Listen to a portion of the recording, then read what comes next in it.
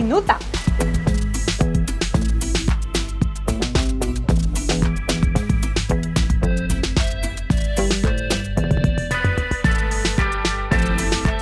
Magandang araw, ma'am. Nandito po tayo ngayon sa Ribbon Station. Maraming salamat po sa inyong pagpunta. Salamat din po sa pag-imbita sa amin. Ma'am, nandito tayo sa maraming flavor na hopya. Oo nga po eh. Ito po yung aming hopya de leche, ubi de leche, at ang popular namin na hopyang munggo. Hopyang munggo. Ma'am, pwede po ba akong makatikim ng hopyang munggo? Sure naman, ma'am, pwede. Kahit po ilan pwede. Kuha po ako isa, ah. Ilan isa, ma'am, pwede. Tikman natin yan. Mainit pa. Bagong luto yan, ma'am. Tipas, hopya. Sarap.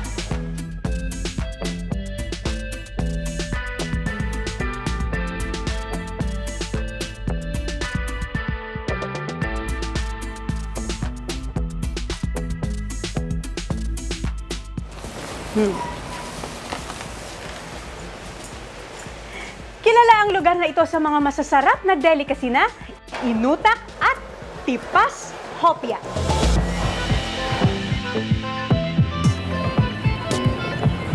Dito sa Taguig City, matatagpuan ang kauna-unahang minor basilica ng Diocese of Pasig.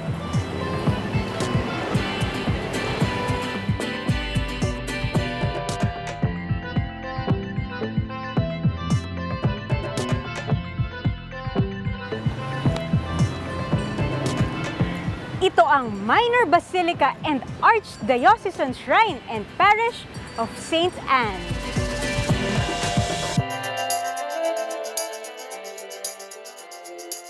Kaya samahan ninyo ako sa isa na namang lakbay simbahan dito sa Lakbites.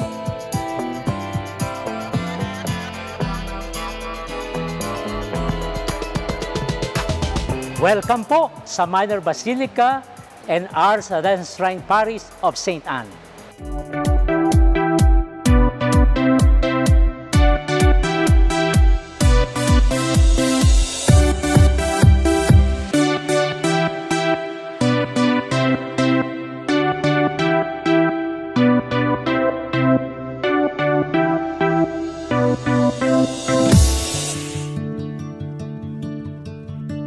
Ana, ibig sabihin, the favored one. Si Santa Ana ang mahal na ina ni Maria at unang guro ni Maria sa pananampalataya, sa pag-asa at pagmamalasakit sa kapwa. No? Kung sino man si Maria, natutunan niyan kay Santa Ana. Tungkol naman kay San Joaquin, no? Siya yung pinakamamahal na kabiyak ng kanyang puso.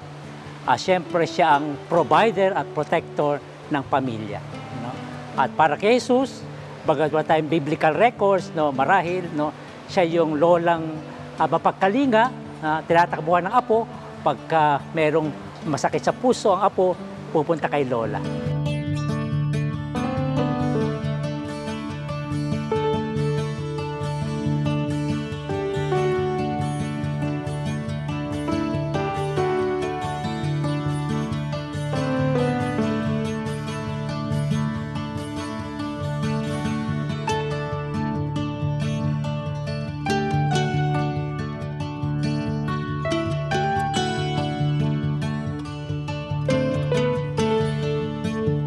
Dumating ang mga Augustinian friars noong 1587. No? Sila yung mga namuno at nagpaubusan ng ating pananampalatayang Kristiyano at Katoliko dito sa bayan ng Taguig. Panahon kasi ni Cardinal Sin, no? Noong 1989 na itong simbahan idineklarang Archdiocesan Shrine. No? At nung panahon yon, bahagi pa kami ng Roman Catholic Archdiocese of Manila. Samantalang yung Diocese Pasig, year 2003 lang, no? So napagpasyahan namin na panatilihin yung Archdiocesan Shrine.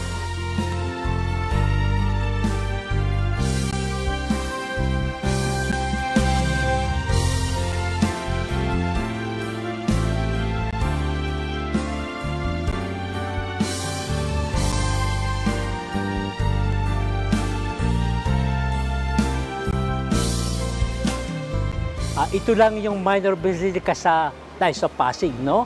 Dahil nga 438 years na ito, so napakahabang history na, at yung devotion ng mga tao talagang malalim na, so talagang hinug na para maging minor basilica siya, no?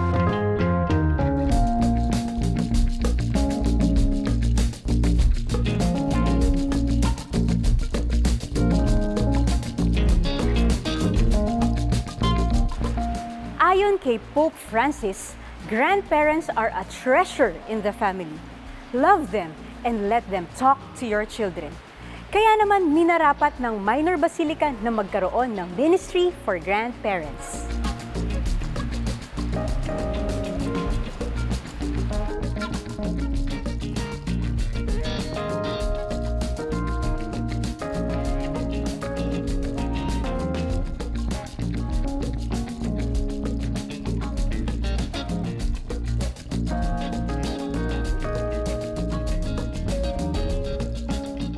Ang layunin po ng Grandparents Association para po magabayan din yung ibang mga matatanda at mabisita rin namin yung mga may sakit, ganyan po. Para isa pa po yung para yung sa pagtulong din namin sa aming mga apo, maibigay namin yung kagandahang asal po. Yung nakakaroon kami ng rosary every night. Pinagdarasal din namin yung mga may sakit ay yung mga namatay na. Nakakaroon din kami ng pag-aaral na tuwing Sabado ng Bilbirasal, kung tawagin yung Bible study, at kumukuha kami ng isang verse doon at sinishare namin kung paano gumalaw ang Panginoon sa buhay namin. Pangatlo po yung pagdalo nga sa mga may sakit, para meron nakakaalala rin sa kanila. Founding anniversary namin yung November 7, nakakaroon kami ng gift-giving sa mga matatanda, yung mga poorest of the poor, dahil hindi namin kayang lahat na mabigyan, kaya pinipili po namin yung dapat karapat-dapat. Pangalawa po, yung para kami makakuha ng pondo, nagpapa-raffle po kami, yung cake raffle na tawagin na kaya doon kami nakakakuha ng pondo at meron kaming monthly dues na 20 pesos bawat tao. Sa mga kabataan, huwag niyong kakalimutan ang gumalang sa mga nakakatanda. Magmano kayo, magpasalamat kayo sa lahat ng biyaya pinagkakaloob sa inyo. Huwag kayong pasaway.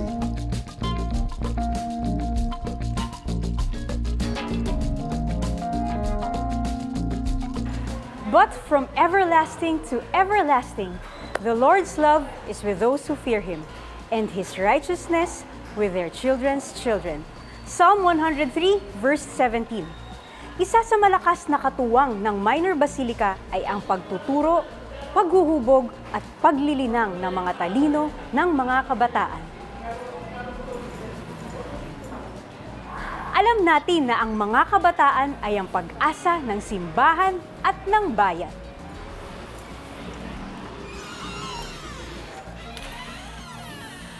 Sinasabi nga po na ang parochial school is the evangelizing arm of the parish. So lahat po ng aming activities at lahat ng programa ay naka-align din sa programa ng simbahan.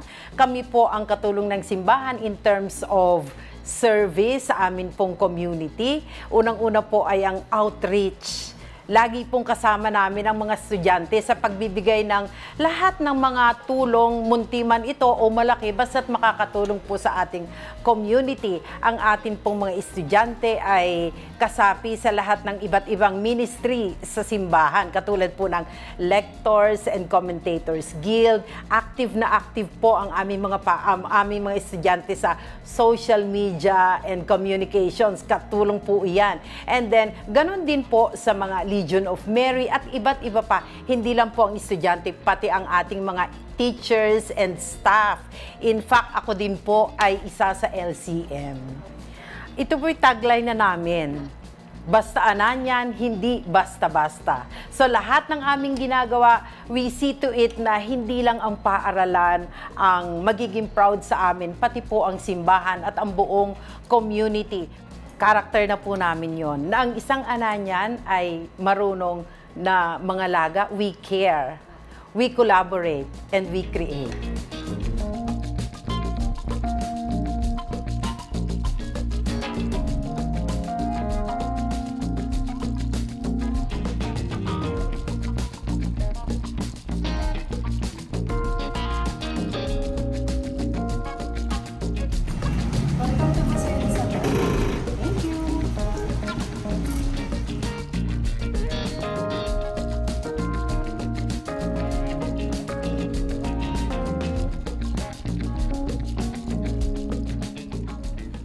Young people need something stable to hang on to, a culture connection, a sense of their own past, a hope for their own future. And most of all, they need what grandparents can give them, ayon kay J. Kessler. Katulad din ng mga pamana ng kasaysayan, nagiging makabuluhan lamang kapag ito'y inaalam at pinangangalagaan.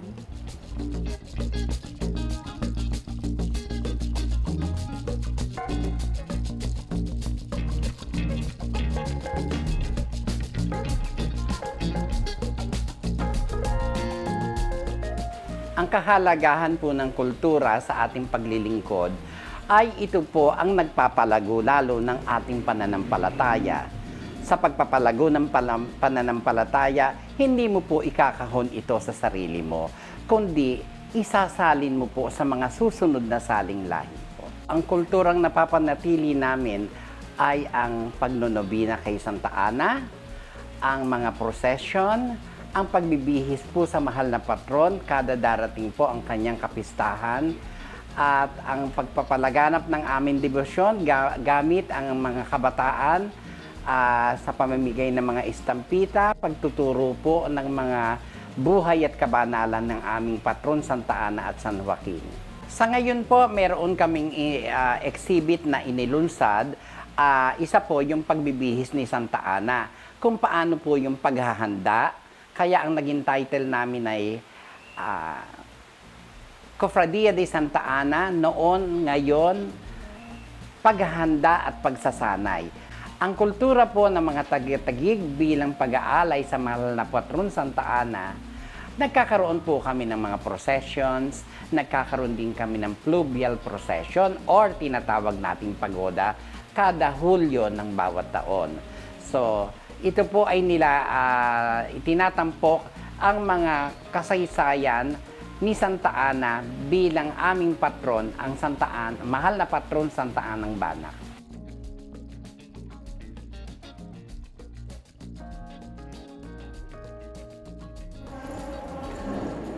Noong year 2021, sinimula ni Pope Francis ang pagdiriwang ng yearly celebration ng World Day of Grandparents and the Elderly.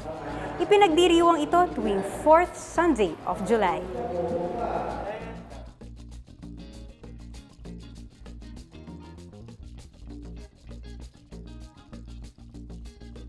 Si Santa Ana at San Joaquin, patron sila ng grandparents, no?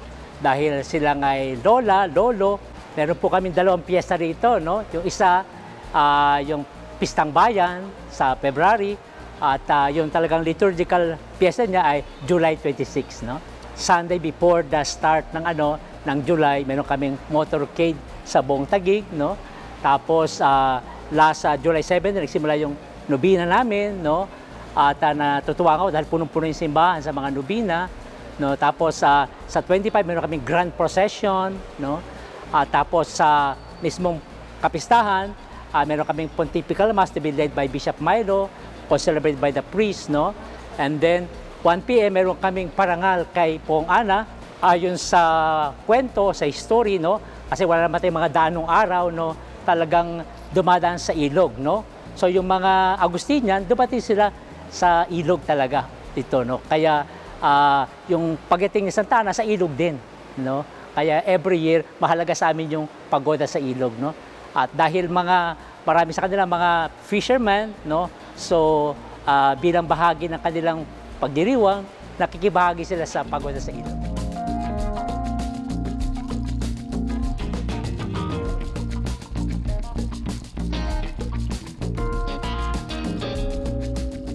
Sa lahat po ng mga lolo at lola, dalawin niyo po ang patron ng mga grandparents, si San Joaquin at Santa Ana. No? Welcome po kayo any day of the year po. No?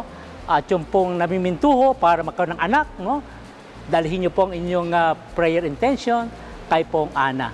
At marami na pong mga kwento ng himala sa mga ina na nagnais magkaroon ng anak, bumulong kay Santa Ana at sila napagbigyan. No?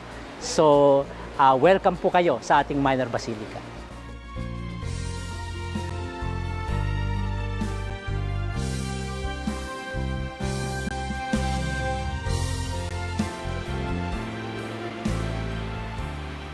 Do not cast me off in my old age. Psalm 71 verse 9.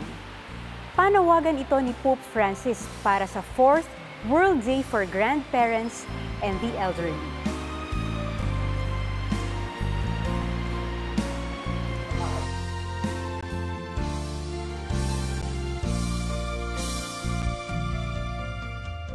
Kaya ipagdiwang natin ang buhay ng ating mga lolo at lola. Ipagdasal natin na sila'y maging malakas habang kapiling nila ang kanilang pamilya.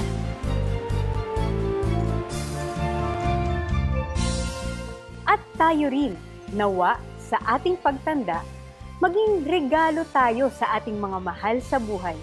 Dahil ngayon pa lang, pinipili na natin laging magmahal.